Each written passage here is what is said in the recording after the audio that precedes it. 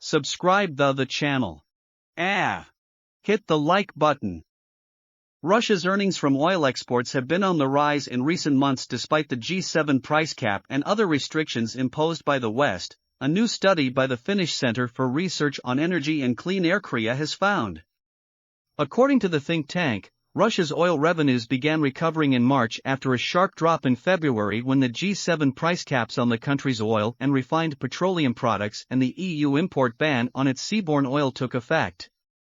In April, revenues rose a further 6% month-on-month, reaching their highest level since last November. Experts say that while the current revenues are still substantially below where they were at the same time last year, the upward trend indicates that Western sanctions on Russia's oil exports are losing momentum.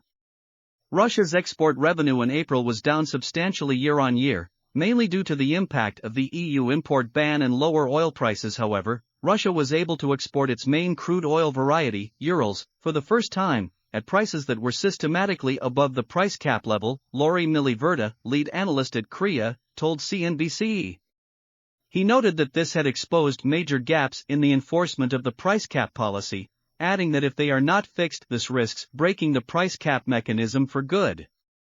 CREA data showed that in total, Russia has generated an estimated €58 billion (62.5 billion) in oil export revenue since the import ban and price caps came into force.